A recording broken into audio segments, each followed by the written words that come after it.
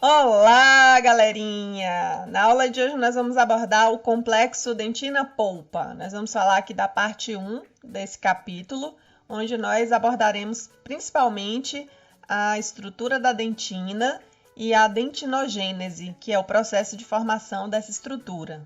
Lembrando sempre que a polpa e a dentina, elas estabelecem um tipo de relação entre si, e essa relação é uma relação de intimidade que não pode ser separada do ponto de vista prático. Por isso, vamos tratar nessas duas videoaulas do complexo dentina-polpa. Vamos lá? Vamos iniciar essa abordagem a partir dessa ilustração que está sendo apresentada. Então, nós temos uma identificação aí na imagem da parte da estrutura relativa à coroa do dente e da parte da estrutura relativa à raiz. Então, a dentina é o tecido duro de natureza conjuntiva que forma a maior parte da estrutura do dente. Ela se relaciona com a coroa, no que a gente denomina de dentina coronária, e se relaciona com a raiz na porção que a gente chama de dentina radicular. Internamente à dentina coronária, nós temos o espaço que é preenchido pela polpa coronária. Esse espaço é denominado de câmara pulpar. E em relação ao espaço que existe internamente à raiz ou às raízes do dente, nós temos o sistema de canais radiculares que aloja dentro de si o conteúdo, um tecido frouxo, também de natureza conjuntiva, denominado de polpa radicular. Então, a dentina e a polpa são os dois tecidos que serão abordados nessa nossa videoaula, e eles são dois tecidos que estão intimamente relacionados entre si. Nós temos muitas características de intimidade entre esses dois tecidos, o que os torna, portanto, o complexo dentina-polpa, que é o motivo da nossa aula. Então, no que diz respeito o que é a dentina é um tipo de tecido conjuntivo duro que se origina a partir de um ectomesênquima, que dá origem à papila dentária e que, por sua vez, se diferencia inicialmente as células periféricas, que vão produzir a dentina, e esse espaço que vai sendo criado dentro da dentina, graças à forma como a dentina ela vai sendo depositada de fora para dentro. Então, dentro vai permanecer um espaço, uma cavidade, e essa cavidade ela se relaciona tanto com a coroa quanto com a raiz, sendo, portanto, estabelecida esses dois compartimentos aí, mas que estão unidos entre si, que são a câmara pulpar com a polpa coronária e o sistema de canais radiculares com a polpa radicular. Então, aí nós temos topograficamente onde esses tecidos que compõem o complexo dentina-polpa, eles se localizam. Né? No que diz respeito à quantidade, o tecido que forma a maior parte da estrutura dentária é a dentina. E o esmalte, ele se constitui no tecido que reveste a dentina em nível coronário apenas, e é um tecido extremamente delgado. Então, nós temos uma quantidade muito maior de dentina do que de esmalte. E nós temos uma quantidade de polpa maior do que de esmalte também, embora a polpa seja desses três tecidos comentados, o único que é de natureza frouxa e conjuntiva, enquanto que os outros dois são tecidos duros. Porém, o esmalte tem características de tecido de origem ectodérmica, enquanto que a dentina tem características de tecido conjuntivo ou ectomesenquimal.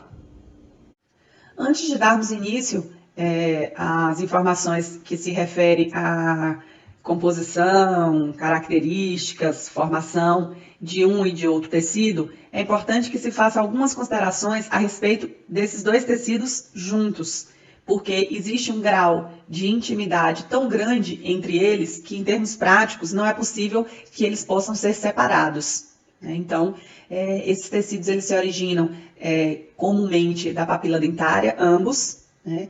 E da papila dentária, as células se diferenciam mais perifericamente e iniciam a produção da dentina, antes que o restante também se diferencie e passe a ser um tecido conjuntivo maduro, né, que constituirá a polpa, mas futuramente, quando esses tecidos estiverem maduros, todos eles, nós teremos dois tecidos que guardam uma relação muito próxima, compartilhando inclusive a célula que produz a dentina.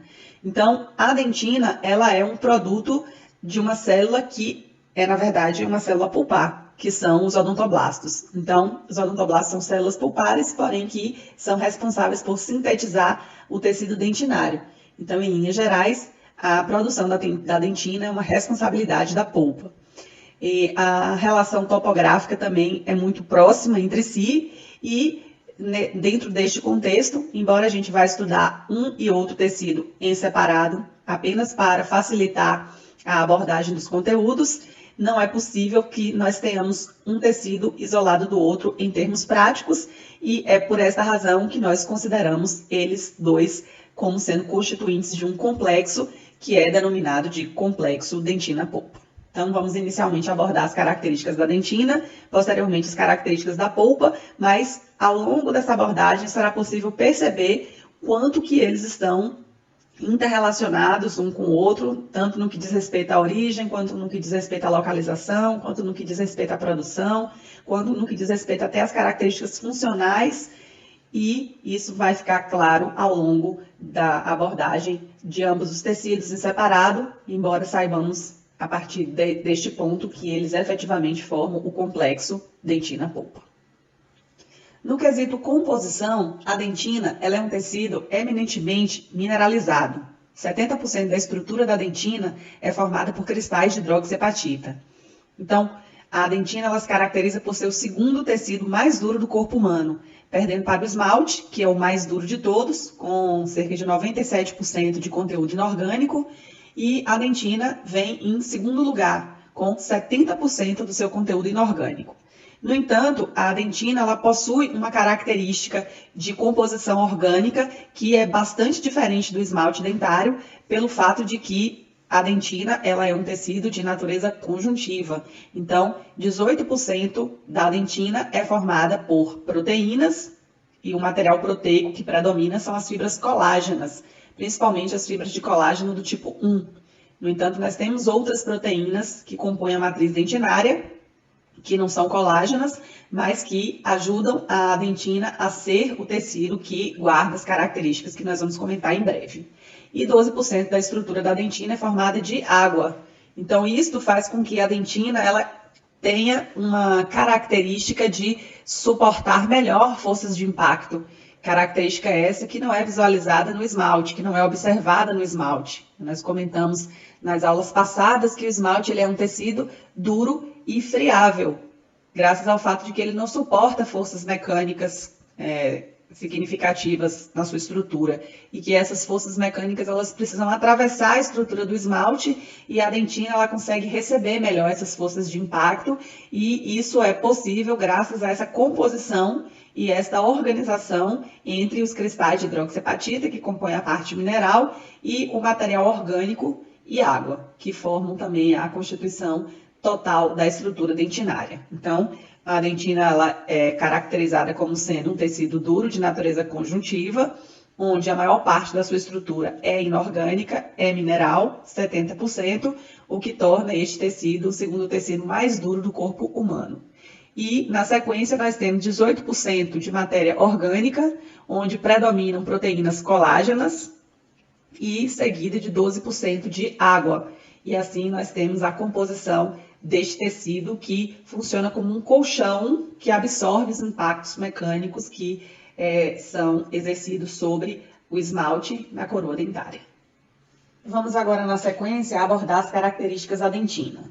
Bem, a dentina ela é um tecido de natureza conjuntiva, é um tecido duro, né? Esse tecido ele se apresenta acelular, né? Então, embora, como eu tinha comentado anteriormente, que a dentina ela possui grande parte da estrutura do odontoblasto dentro da sua extensão, esta célula ela é uma célula pulpar, efetivamente pulpar. E, portanto, nós não verificamos células que sejam componentes do tecido dentina, o que faz com que a dentina seja um tecido acelular. Tá? É também verificado que não existe vascularização interna do tecido dentinário. A vascularização que nutre e que fornece, né, condições de vida e de funcionamento para o odontoblasto estão na polpa. E isto torna a dentina um tecido avascular. Também nós observamos que a dentina ela tem uma uma penetração de terminações nervosas, né, que conseguem penetrar ali na estrutura da dentina. Elas vêm da polpa e conseguem penetrar nos túbulos dentinários, na sua porção mais profunda, e, portanto, por causa desta razão, nós consideramos que a dentina seja um tecido considerado inervado.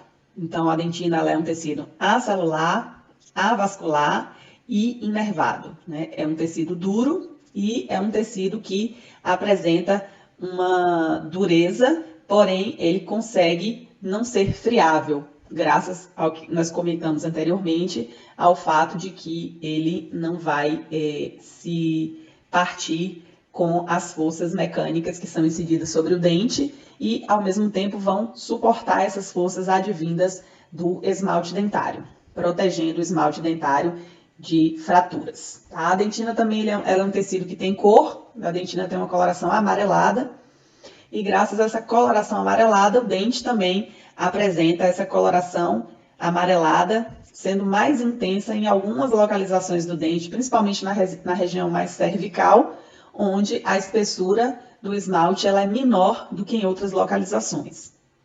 Então, é possível que nós consigamos ver a coloração da dentina através da estrutura do esmalte, porque, como já falamos, para o esmalte, esse tecido ele é um tecido translúcido, o que torna, portanto, possível a passagem de luz e a observação do tecido que está abaixo dele, que no caso é a dentina. Tá? A dentina é um tecido que se forma ao longo de toda a vida do indivíduo.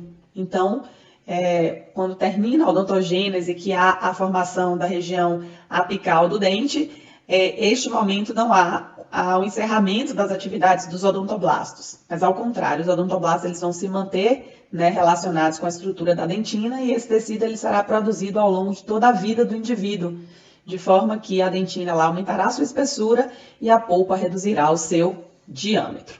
Então, basicamente, nós podemos citar a dentina como sendo um tecido duro de natureza conjuntiva, que possui uma cor amarelada, que possui uma característica de inervação, de ausência de celularidade, ou seja, é um tecido acelular, e também é um tecido não vascularizado. Então, essas são as características que são atribuíveis à dentina, além do fato de que a estrutura dentinária ela vai se aumentando ao longo da vida do dente, pelo fato de que as células que produzem a dentina manterão a sua atividade sintética, certo? Obviamente que a velocidade de produção da dentina depois que a odontogênese já se estabeleceu é muito menor do que a velocidade de produção da dentina durante as fases da odontogênese.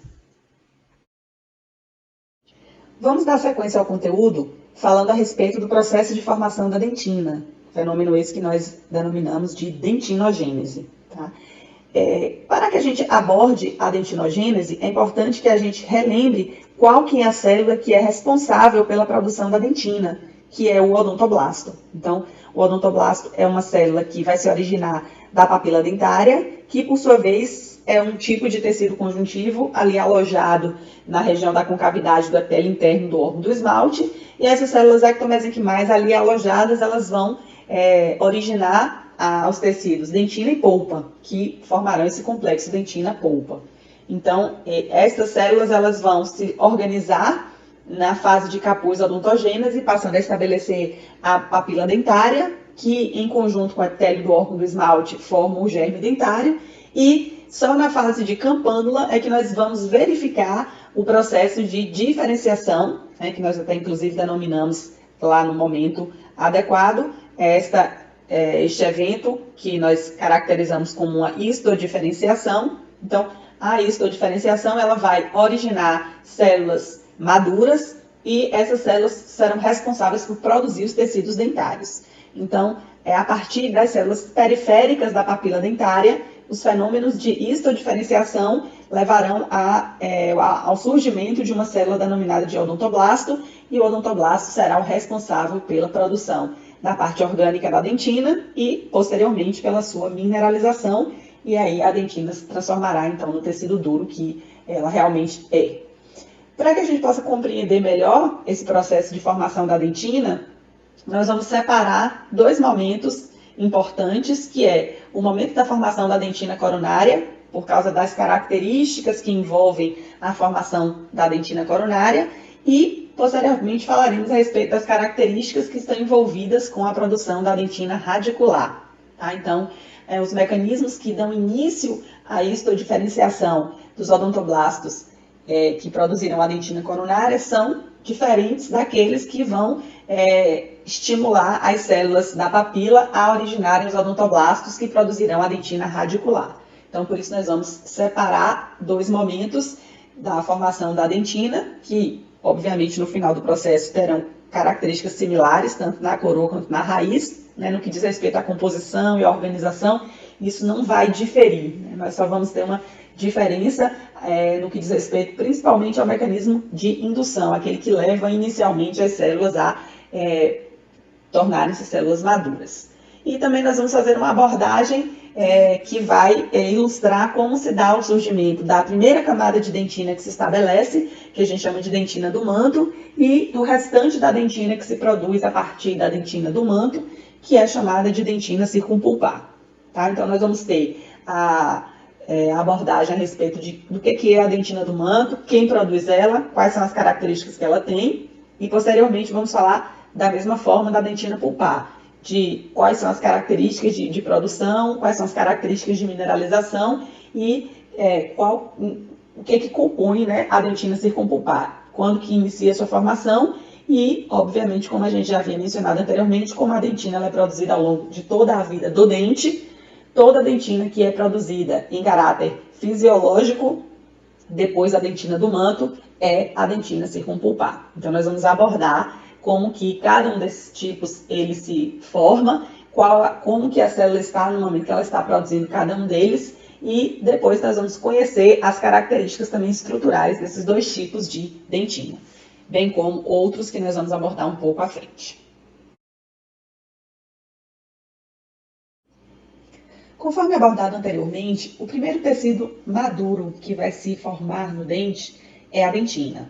Tá? Então, a dentina que vai se estabelecer, inicialmente a primeira dentina que vai se formar vai ser uma dentina que vai se estabelecer em nível coronário, e essa dentina, nos dentes anteriores, ela irá formar o primeiro terço da coroa, e na sequência o segundo, e assim sucessivamente, até completar a odontogênese lá no final da fase de raiz. Então, esses eventos eles têm início na fase de campânula, onde as primeiras células que vão produzir a dentina, que são os pré-odontoblastos, eles vão surgir de uma indução que as células chamadas de pré-ameloblastos farão sobre eles. Então, os pré-ameloblastos são as células responsáveis por sinalizar para que as células indiferenciadas que compõem as células mais superficiais da papila iniciem um processo de aproximação da lâmina basal e iniciem um processo de produção da matriz orgânica e, posteriormente, a mineralização desta matriz orgânica. Então, quando a célula, que é o pré-ameloblasto, ela sinaliza, e esses sinalizadores atravessam a lâmina basal e eles atingem as células que estão ali se dividindo, porque são células tronco, né? Elas estão se dividindo ali na papila dentária. Essas células, ao receberem essa sinalização, esses sinalizadores se ligarem na sua superfície, elas se aproximam da lâmina basal e elas iniciam um processo de diferenciação. Esse processo, que é a histodiferenciação, gera uma célula mais alongada, também polarizada, que passa a ser denominada de pré-odontoblasto. O pré-odontoblasto não é a célula mais madura possível, ela é uma célula em processo de diferenciação. E quando nós comentamos esse mesmo fenômeno lá dos pré-ameloblastos, né, a célula passa de uma célula cúbica para um pré-ameloblasto, o pré-ameloblasto ele não tem função de produção de tecido dentário, ele tem apenas função sinalizadora.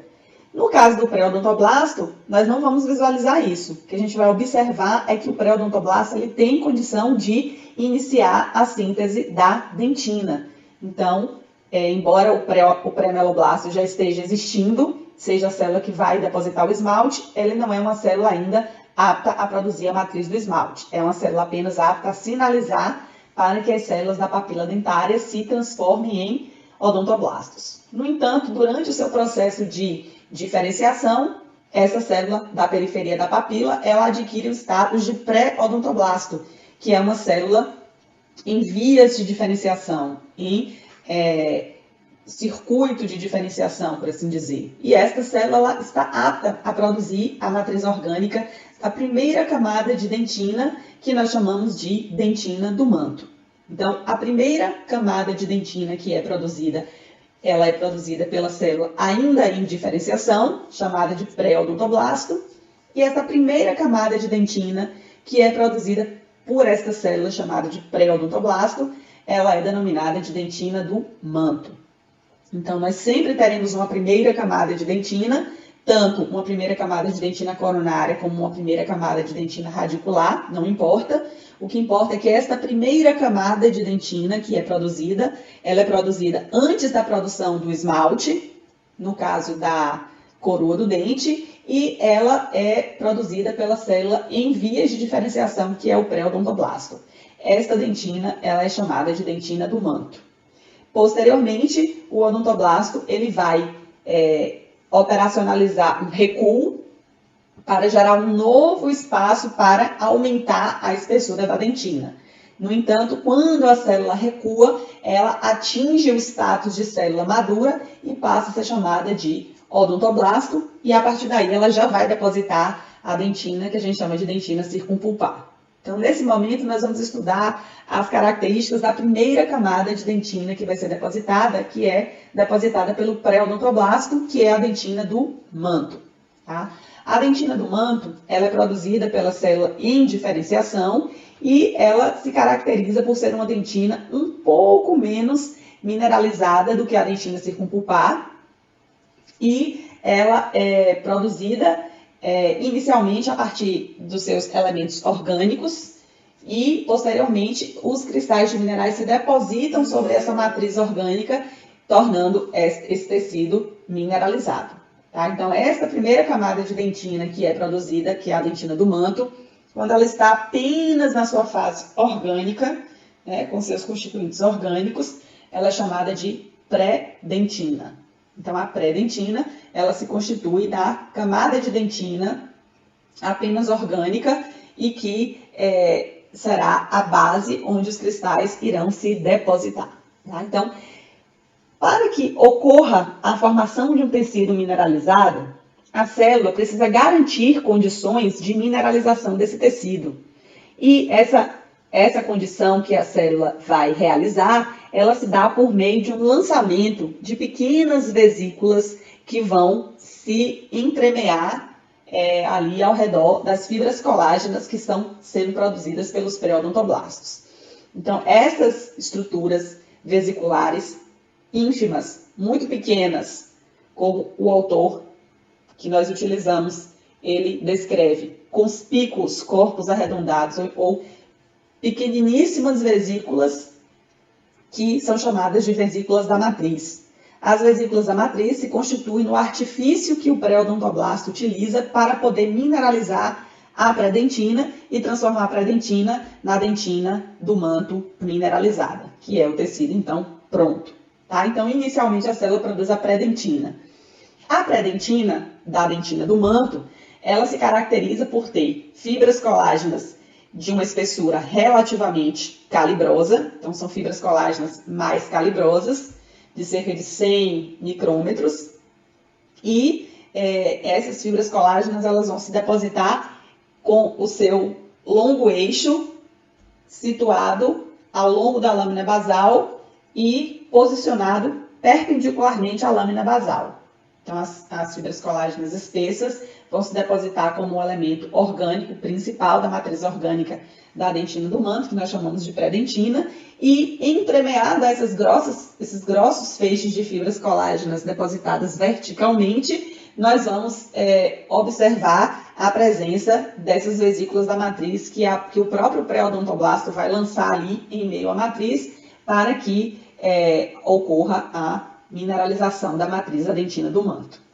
Então, as vesículas da matriz são estruturas bem delgadas, são vesículas muito pequenininhas e são sobre elas que os cristais eles vão começar a se depositar. Eles vão é como se eles fossem furando essas vesículas da matriz e vão se fixando ali na estrutura da dentina.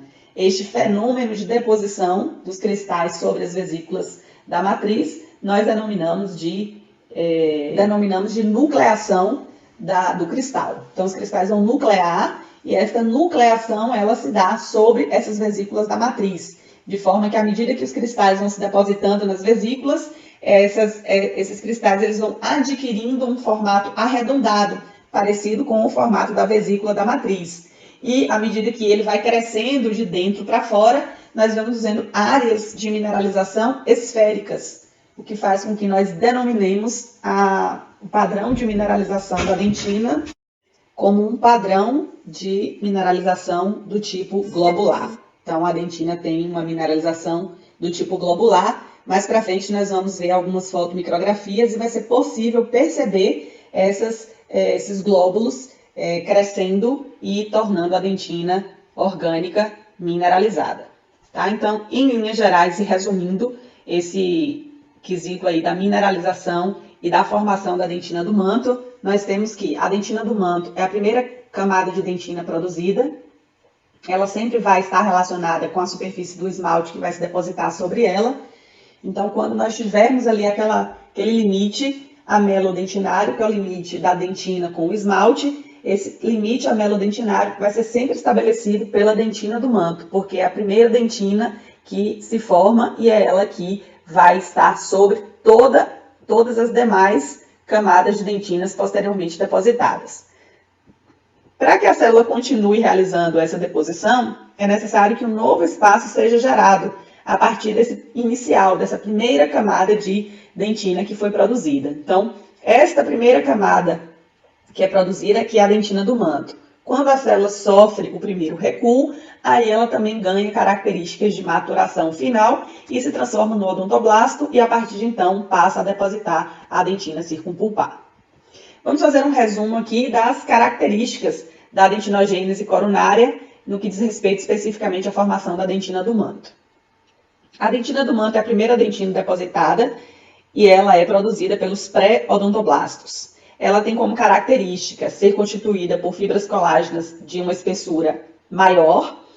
Essas fibras colágenas elas estão dispostas perpendicularmente à lâmina basal e as vesículas da matriz, que são o artifício que a célula utiliza para mineralizar a pré-dentina, ela é o local onde os cristais eles vão se depositar. Eles vão nuclear e a partir daí eles vão começar a crescer. E à medida que eles vão crescendo, eles vão se aproximando dos cristais em desenvolvimento vizinhos e vai se estabelecendo este mecanismo globular de mineralização da dentina do manto. Tá? Então, em linhas gerais, essa dentina ela é um pouco menos mineralizada do que a circumpulpar, porque a gente vai ver como que se dá o processo de deposição da dentina circumpulpar, que são formadas por fibrilas colágenas mais finas e que é mineralizado por outra estrutura que não as vesículas da matriz. Isso faz com que a dentina do manto seja um pouco menos mineralizada do que a dentina circumpulpar. No entanto, histologicamente, radiograficamente, essa diferença ela é sutil, portanto, não é percebida pelas técnicas de coloração empregadas e nem por técnicas de radiografias do dente. De forma que, além da dentina do manto ter uma espessura delgada, porque é só a primeira camada que a célula deposita, ela não tem uma diferença significativa do conteúdo mineral que seja perceptível de ser visualizado na microscopia óptica. Tá? Dentro desse contexto, este é o resumo a ser feito em relação à produção da dentina do manto, produzida por células ainda em processo de maturação, que são os pré-odontoblastos, fibras colágenas espessas dispostas perpendicularmente à lâmina basal, mineralização a partir das vesículas da matriz.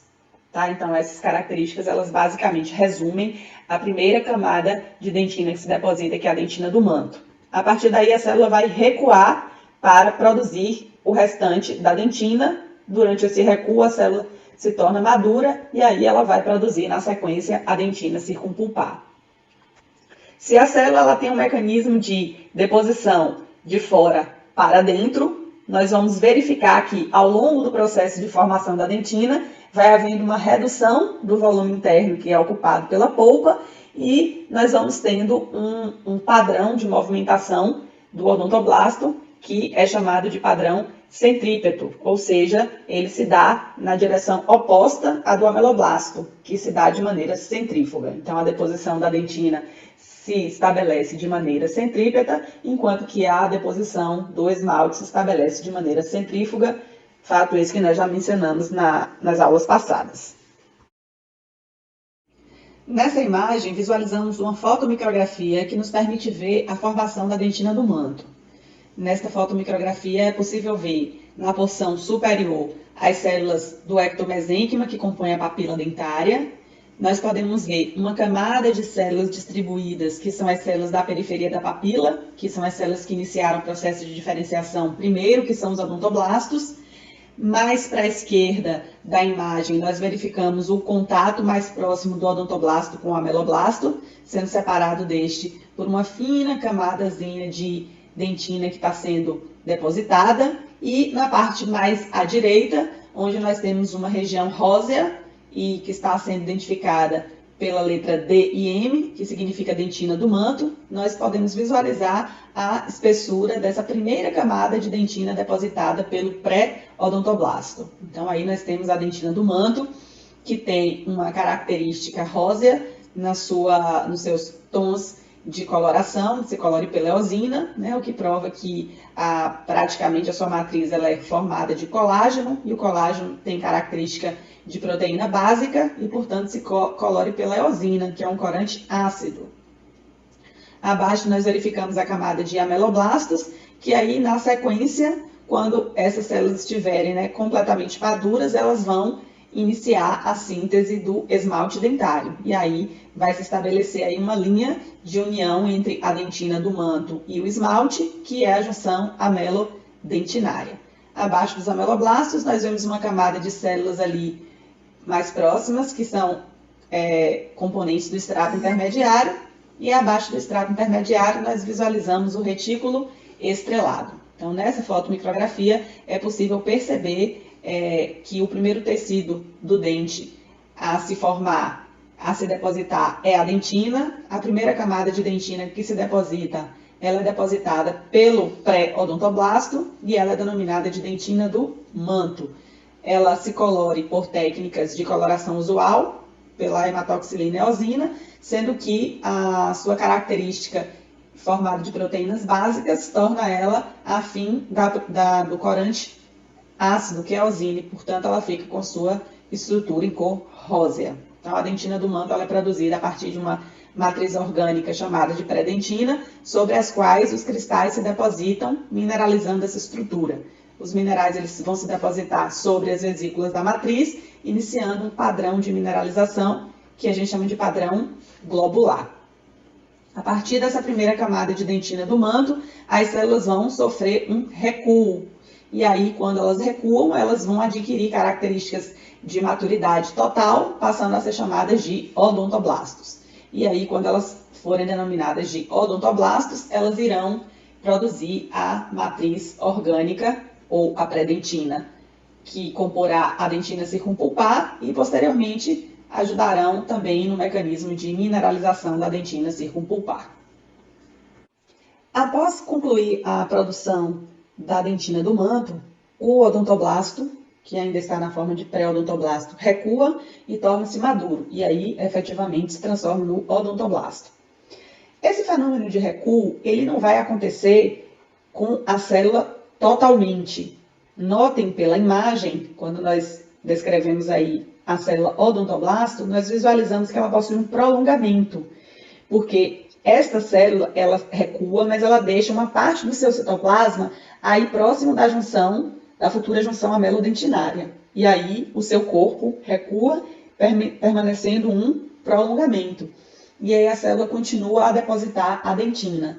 E aí, posteriormente, ela vai completar o espaço e ser obrigada a realizar um novo recuo. Quando ela realiza um novo recuo, o seu prolongamento vai se tornar ainda maior do que o que era anteriormente. E o corpo celular vai se afastando da futura junção amelodentinária, mas o prolongamento vai ficar mantido ali naquela localização. Então, a produção da dentina, ela vai se dar adjacente ao prolongamento do odontoblasto. E este fenômeno vai gerar, portanto, um espaço que é o espaço justamente que cabe este prolongamento. Então, este espaço ele vai se estender da junção amelodentinária até a polpa, e ele vai estar ocupado pelo prolongamento do odontoblasto.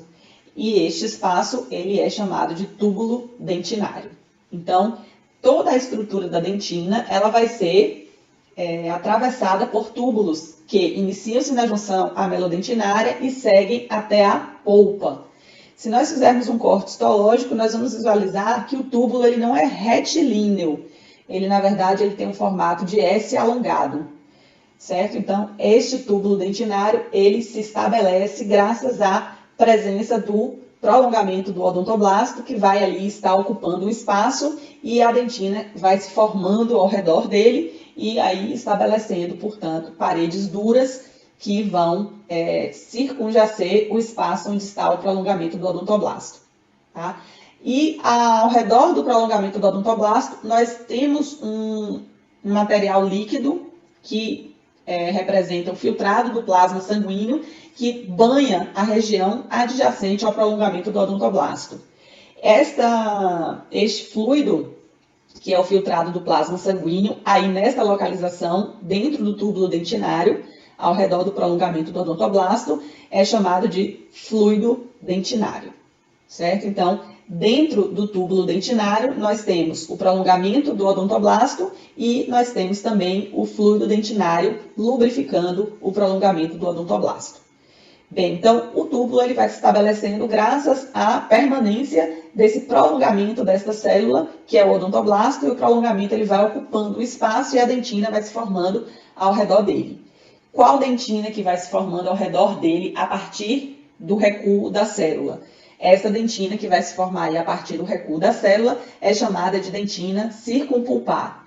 E a dentina circumpulpar agora vai ser produzida pela célula que está já com seu status de célula totalmente madura, e ela é chamada de odontoblasto. Então, o pré-odontoblasto depositou a primeira camada de dentina, chamada de dentina do manto, e ao recuar, deixou um prolongamento ali, no local onde era o seu ponto de início, de síntese, e este prolongamento ele vai permanecer aí enquanto a célula recua, que implica dizer que à medida que a célula vai recuando mais e mais e mais e mais, o prolongamento vai se tornando mais extenso. No final do processo, ou no final, que na verdade não vai haver um final especificamente, porque a dentina ela não cessa de ser produzida ao longo da vida, mas o que vai se estabelecer quando nós tivermos uma espessura bem considerável de dentina é que o corpo celular do odontoblasto vai estar fora da estrutura da dentina, ou seja, vai estar na região periférica da polpa, o que faz com que o odontoblasto seja uma célula pulpar e não dentinária. O que vai estar dentro da dentina é o prolongamento da célula. E veja que, embora o prolongamento da célula corresponda à parte que tem maior volume na célula, seja o seu prolongamento, mas nós consideramos que a célula ela ocupa o tecido onde está localizado o seu corpo celular. E nós consideramos o corpo celular o local onde está posicionado o núcleo da célula. Então, o corpo celular está dentro da papila e que em breve, quando se diferenciar, será a polpa, e essa célula ela corresponderá à célula periférica da polpa dentária, que são os odontoblastos. E o prolongamento do odontoblasto ele estará dentro do túbulo dentinário. Então, isso vai ilustrar mais uma vez o que eu já havia comentado lá no início, quando eu falei das considerações acerca do complexo dentina-polpa, é que esta célula aí, que é o odontoblasto, ela está produzindo a dentina. A maior parte da sua estrutura está dentro da dentina, mas essa célula é efetivamente uma célula pulpar. E, portanto, por ser uma célula pulpar e ser responsável por produzir a dentina, que nós consideramos que quem produz a dentina é a polpa. Bem, então, quais são as características da dentinogênese coronária? A dentinogênese coronária, ela foi inicialmente estabelecida a partir da primeira camada de dentina, que foi a dentina do manto, e nesse recuo a célula vai iniciar um modelo diferente de produção da dentina, que é a dentina produzida pela célula madura, chamada de dentina circumpulpar. Inicialmente, o odontoblasto ele vai produzir a parte orgânica. Voltando a repetir, todo tecido duro ele tem início através da deposição da sua matriz orgânica.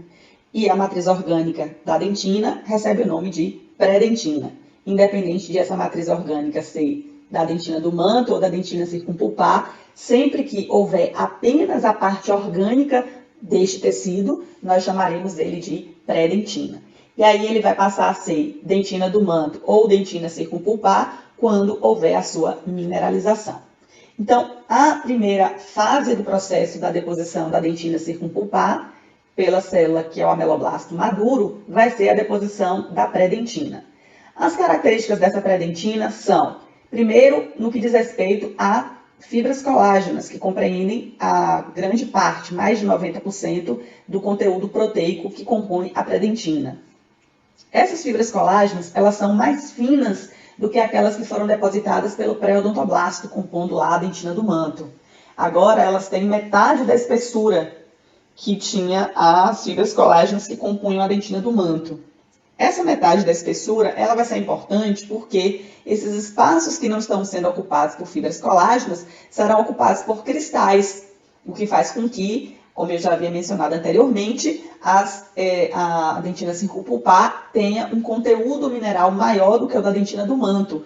E isso se deve, em parte, graças ao fato de que as fibras colágenas que estão compondo a matriz da dentina circumpulpar sejam mais delgadas, ou seja, tenham uma espessura menor do que aquelas que compunham a dentina do manto. Tá? Enquanto as fibras colágenas espessas se organizavam perpendicularmente à lâmina basal, no caso da dentina do manto, aqui na dentina circumpulpar, essas fibrilas colágenas mais fininhas, elas vão se organizar ao redor do prolongamento do odontoblasto, como se estivesse circunscrevendo ele, como se estivesse formando um cinto ao redor dele. O que nós dizemos na organização é que a organização ela é concêntrica aos túbulos dentinários. Então, a segunda diferença das fibras colágenas no que diz respeito à comparação da dentina do manto com a dentina circumpulpar é, primeiro, a espessura, que é metade da espessura, e a disposição, porque enquanto na dentina do manto as fibras colágenas se dispõem perpendicularmente à lâmina basal, aqui na dentina circumpulpar as finas fibrilas colágenas se dispõem concentricamente ao redor do prolongamento do odontoblasto, que por sua vez está localizado dentro do túbulo dentinário. Tá? Então, esse é o aspecto que caracteriza a deposição de fibras colágenas, que constitui cerca de 95% da parte orgânica da matriz da pré-dentina. E essas fibrilas colágenas, elas são principalmente colágeno do tipo 1. Porém, nós temos também colágeno do tipo 5 e compondo também a matriz orgânica da dentina, que nós chamamos de pré-dentina.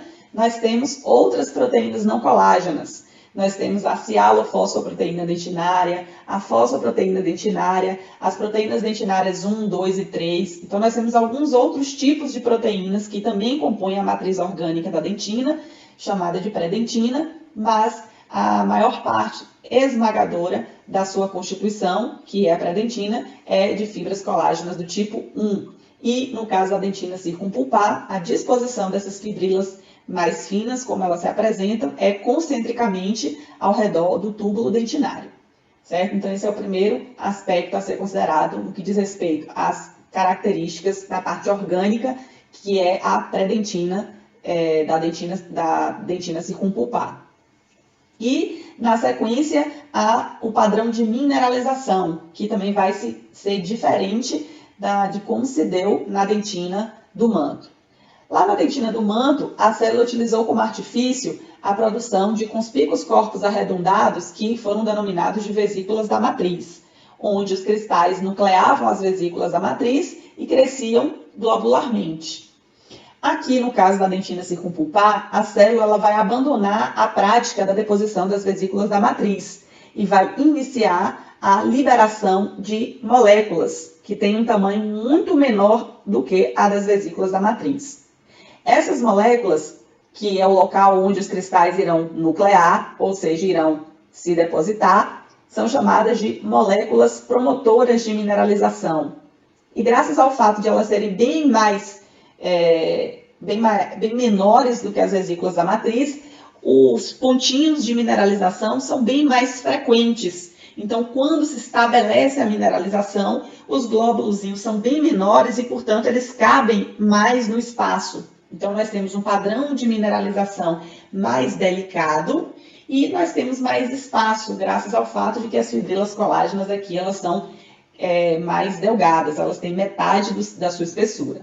Tá? Então, no padrão de mineralização da dentina circumpulpar, nós temos fibrilas colágenas mais delgadas, com o arranjo que circunscreve o túbulo dentinário, e nós temos um padrão de mineralização que vai se efetuar a partir das moléculas promotoras de mineralização. Todos esses dois eventos, eles colaboram, eles contribuem mutuamente para a mineralização e para a formação da dentina circumpulpar. Nessa fotomicrografia em exposição, é possível verificar a descrição mencionada anteriormente. Nós temos aí no centro, nesse tonzinho de azul, o prolongamento do odontoblasto, ocupando um espaço que seria o do túbulo dentinário, e ao seu redor a disposição concêntrica das fibras colágenas. Então, este é o padrão de organização das fibras colágenas ao redor do prolongamento dos odontoblastos e, portanto, compondo a matriz da dentina circumpulpar. Vale destacar aqui que existe a presença de uma dentina mais mineralizada, compondo a parede dos túbulos dentinários, do que o restante de dentina que está entre uma parede de um túbulo e a parede do túbulo seguinte. Nós vamos visualizar no esquema a seguir como que se estabelece a organização de uma dentina mais dura, ou seja, mais mineralizada, que fica circunjacente ao túbulo dentinário, e a região entre essas paredes de túbulos que são menos mineralizadas. Vamos acompanhar isso no esquema a seguir. No esquema aí observado, nós vemos dois cortes. Um que mostra um aumento menor do que seria uma secção transversal de túbulos dentinários. Então, a gente não vê o longo eixo do túbulo, mas nós vemos um corte em uma altura da dentina em que os túbulos são seccionados transversalmente. E na imagem ao lado, a da direita, nós visualizamos uma pequena área em um aumento maior. Nessa organização aí, nós vemos o que foi mencionado no slide anterior. O que foi mencionado foi que na dentina circumpulpar, as paredes dela se encontram mais mineralizadas do que o restante da dentina.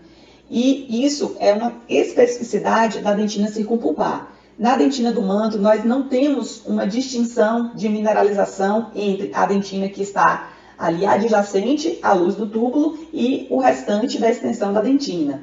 Já que na dentina circumpulpar, nós vamos observar que as paredes dos túbulos elas se apresentam mais mineralizadas e o restante da dentina menos mineralizadas, comparativamente falando.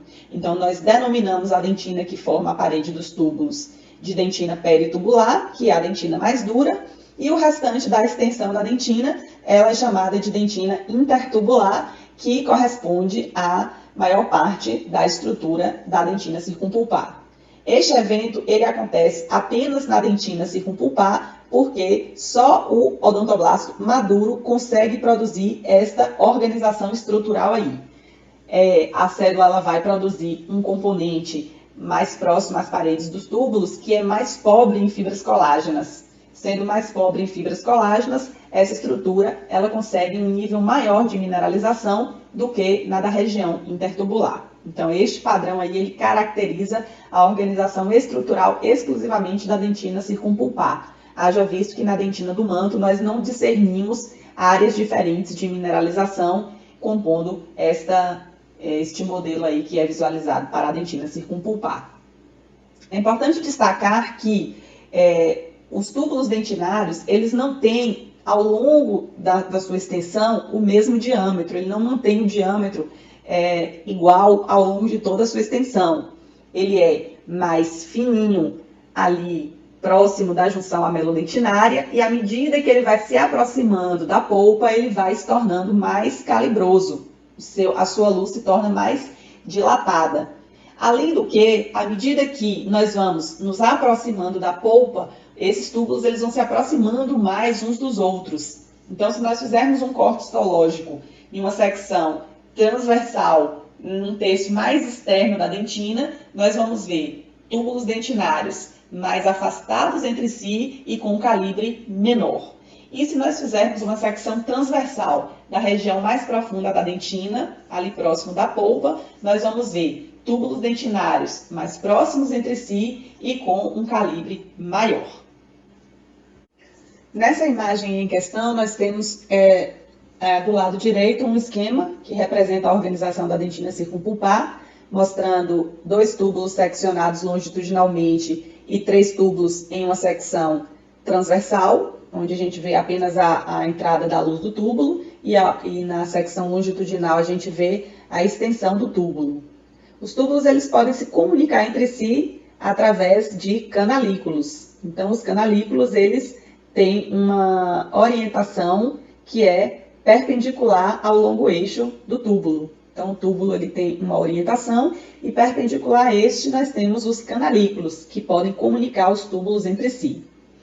Do lado direito, nós temos uma fotomicrografia eletrônica de varredura, onde é possível visualizar a entrada dos túbulos em uma imagem seccionada transversalmente. Então, aí nós vemos a região mais clara da dentina tubular, que é uma dentina mais mineralizada, e as regiões mais escuras, que correspondem à dentina intertubular, que no caso é menos mineralizada. Nessa imagem é visualizada uma fotomicrografia que está representando a formação da dentina circumpulpar. Nesse caso, nós temos mais acima a camada que corresponde à do retículo estrelado, um pouco mais abaixo um adensado de células, que são as células do estrato intermediário, e identificadas aí com o nome a camada de ameloblastos, que recobre esse tecido aí que está num tom de roxo, que é o esmalte dentário.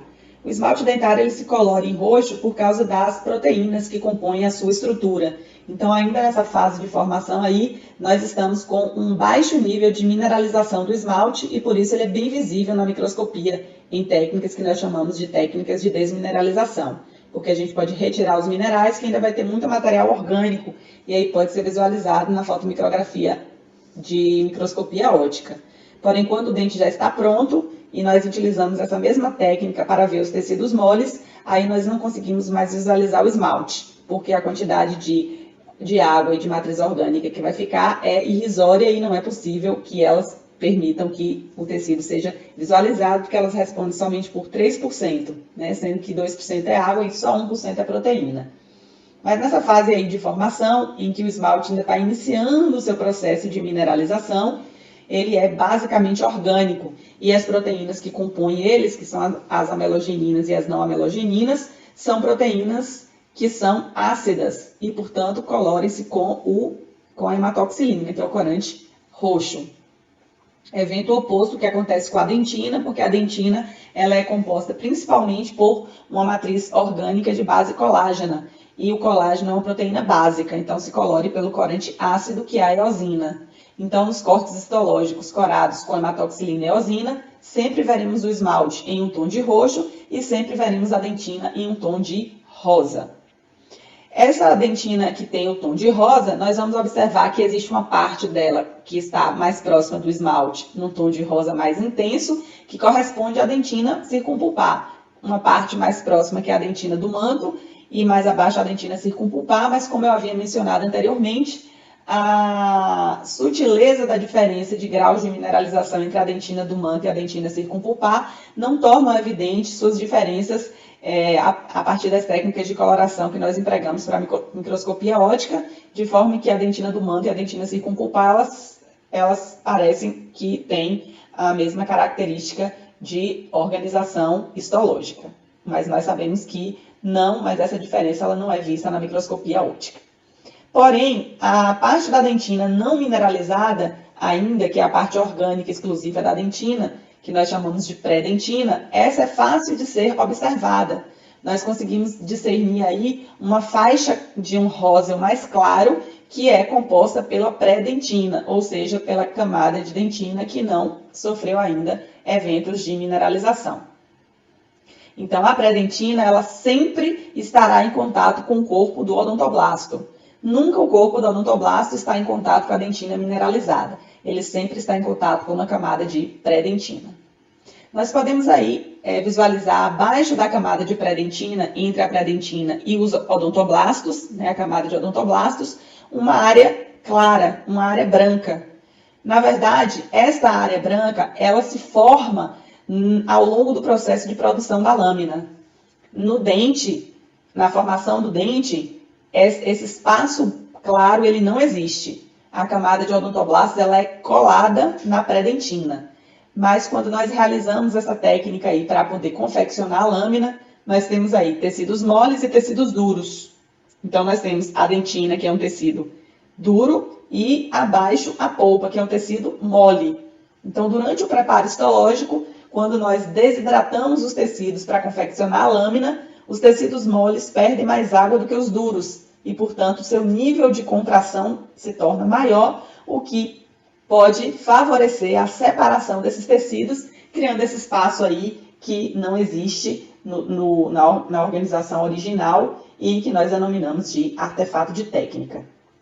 Então, os artefatos de técnica são como se fossem defeitos que acontecem ao longo do processo de produção da lâmina e que são visualizados decorrentes de etapas que foram realizadas e que, em alguma delas, operacionalizou-se uma alteração estrutural que não é verificada na estrutura enquanto ela está no seu aspecto de normalidade. Então, vamos considerar que, se não houvesse o artefato de técnica, essa estrutura estaria como a sua organização original. Os odontoblastos estariam colados na pré-dentina.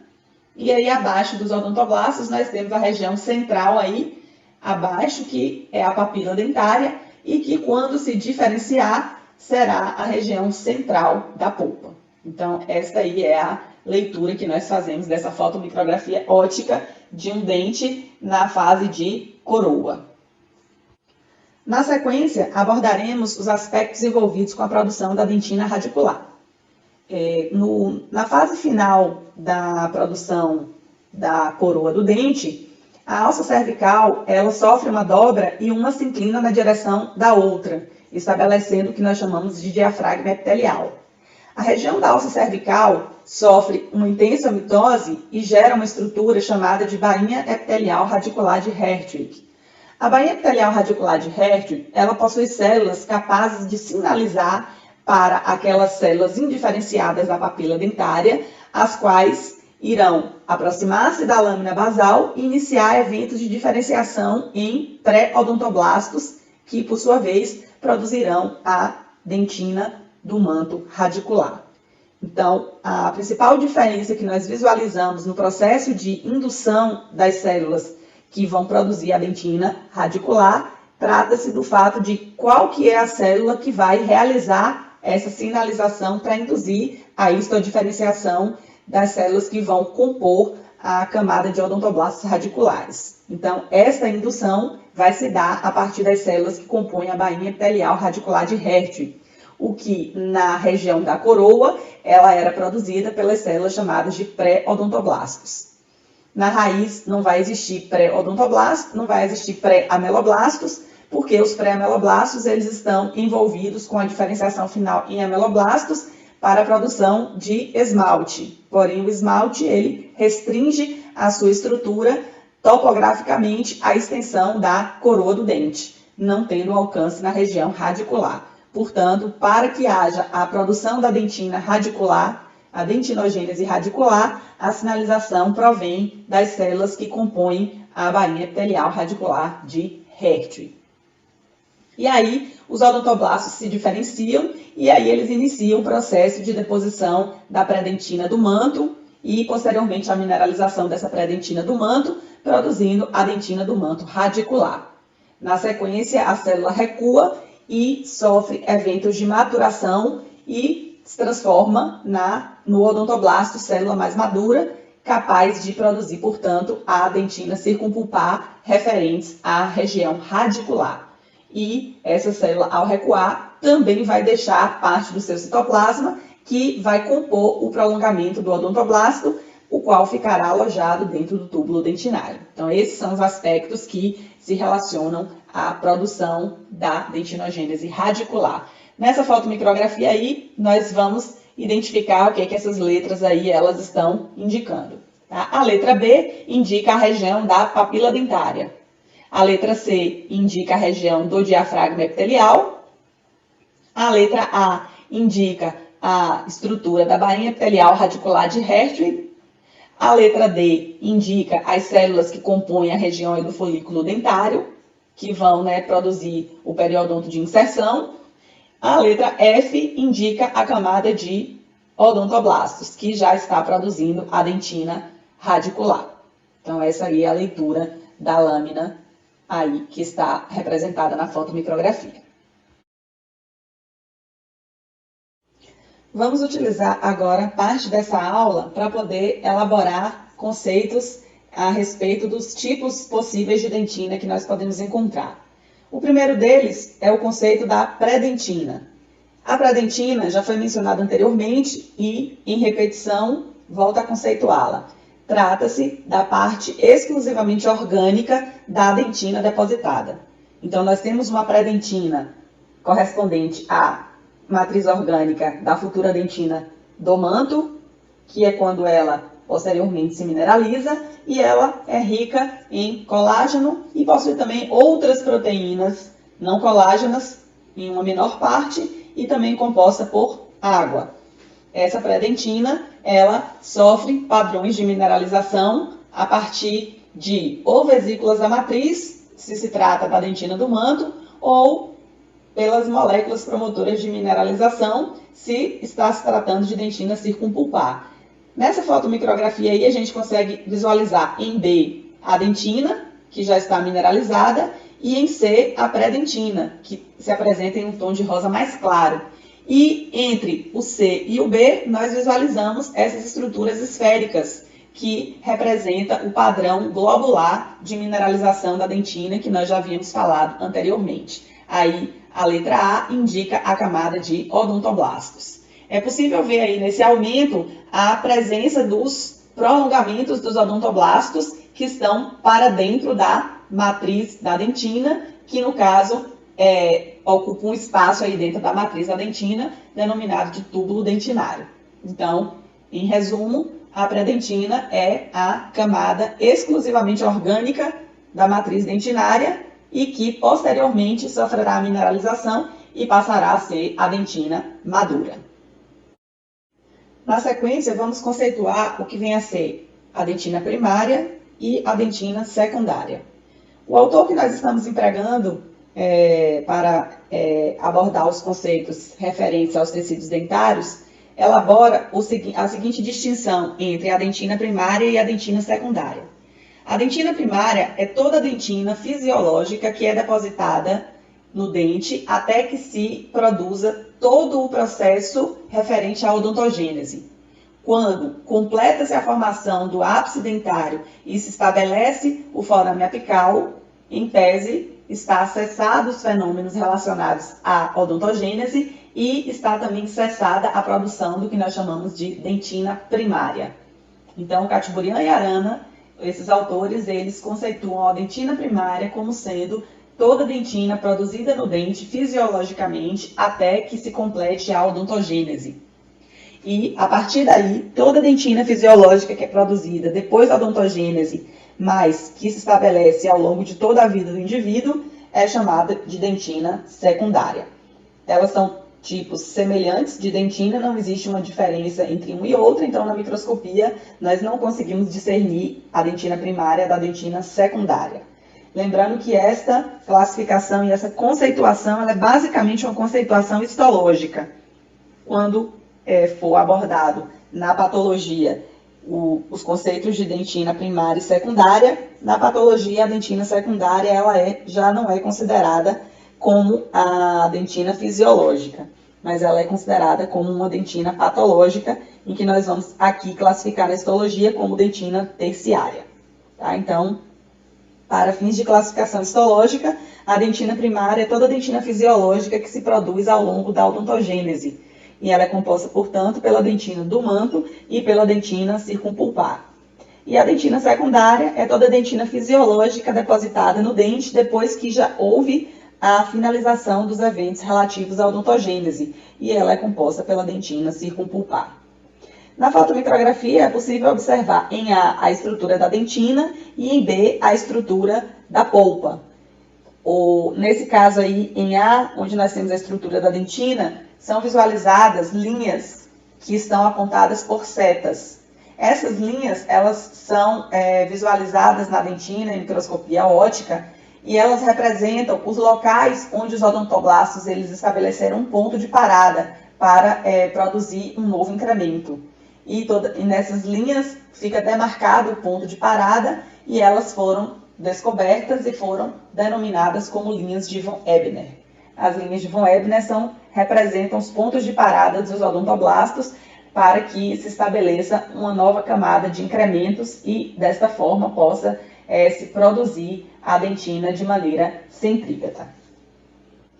A dentina terciária, ela é uma dentina que é produzida pelo dente em situações patológicas. Eu mencionei anteriormente que essa dentina é patológica, mas na verdade ela não é necessariamente uma dentina patológica, mas ela é produzida em situações de patologia, onde o odontoblasto ele é estimulado por fatores não fisiológicos a desenvolver uma dentina em um nível mais rápido de velocidade e com um padrão estrutural não tão organizado quanto a dentina fisiológica, com a intenção de afastar a polpa do agente agressor que se encontra vindo aí a partir da superfície. Então, nessa fotomicrografia, nós observamos uma linha que distingue uma dentina fisiológica da outra dentina produzida em situação de patologia. Essas dentinas que são produzidas em decorrência de fenômenos patológicos são chamadas de dentinas terciárias. As dentinas terciárias elas são de dois tipos.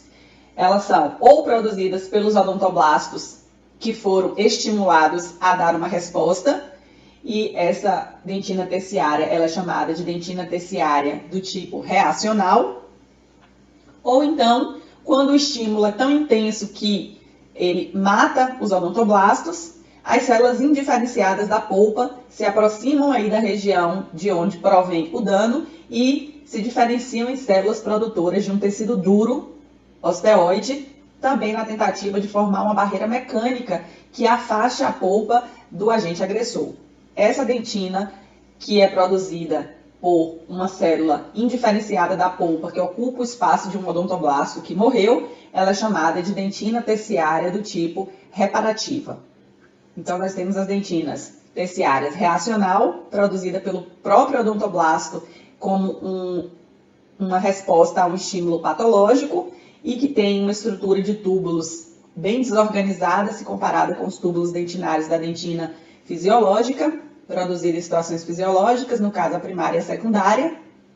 E nós temos a dentina terciária reparativa, que é produzida por células que não são mais odontoblastos, porque estes foram lesionados e foram destruídos pelo agente agressor e, portanto, células indiferenciadas da polpa produziram um tipo de tecido que vai tentar afastar a polpa do agente agressor. Esse tipo de tecido duro, ele não tem túbulos dentinários, ele mais parece um tecido osteoide do que dentinário em si. No entanto, ele é considerado como um tipo de dentina terciária, chamada de dentina terciária do tipo reparativa. Então, nós temos aí uma fotomicrografia à esquerda, mostrando a parte mais extensa constituída de dentina fisiológica, circumpulpar e domando, a mais superficial, e abaixo, bem distinta aí, que nós temos uma letra R, a dentina produzida em situação fisiológica como um recurso do dente para poder afastar a polpa do agente agressor.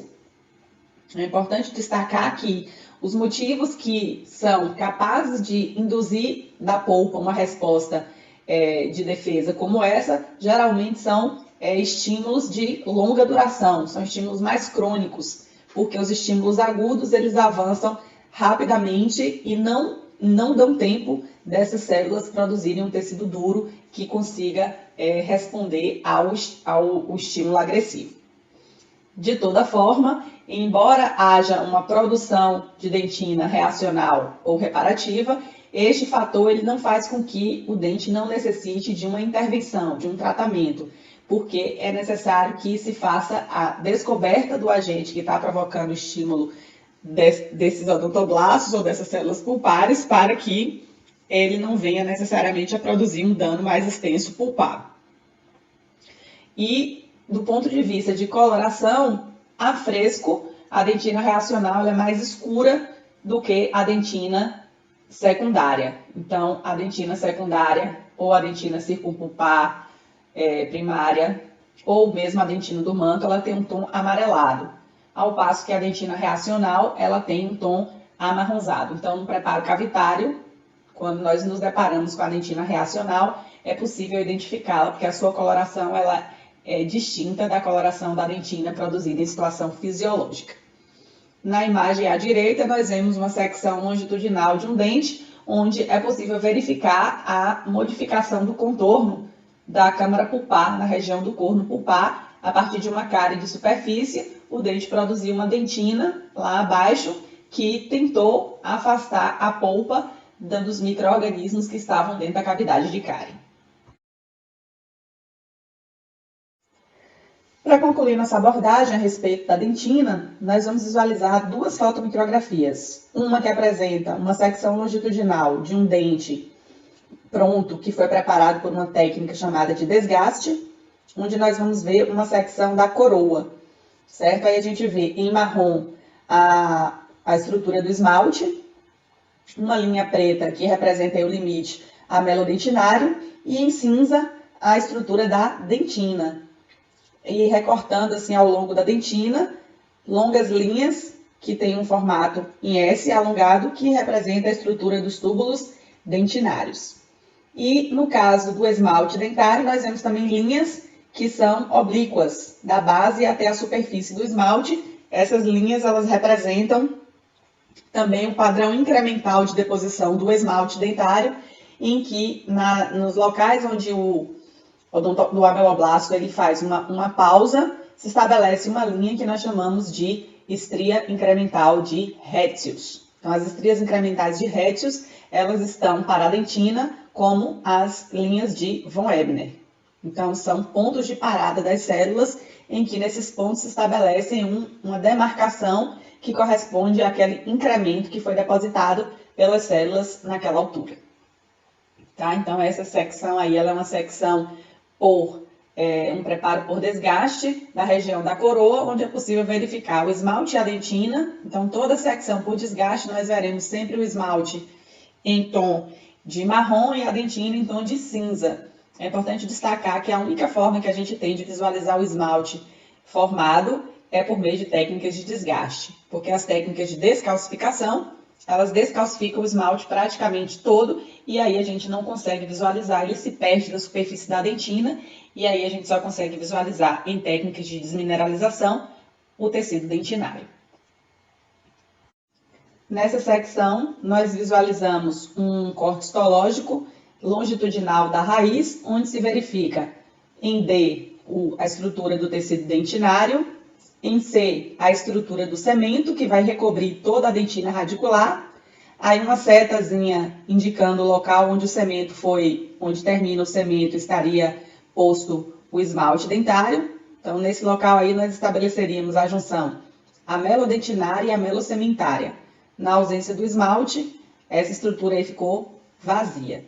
E nós temos um círculozinho ali que circunda a junção dentino-cementária. Então, aí nesse caso, nós temos uma secção longitudinal do dente e uma visão da região radicular. Bem, galerinha, então por aqui vamos ficando. Concluímos aí a abordagem acerca da dentina. falamos a respeito do seu processo de formação, a respeito da sua estrutura. E na próxima videoaula nós vamos aí abordar a polpa dental e, enfim, concluímos aí o capítulo que trata desses 2 últimos tecidos dentários, uma vez que já tínhamos tratado do esmalte dentário, que aí é o complexo dentina-polpa. Valeu? Fui!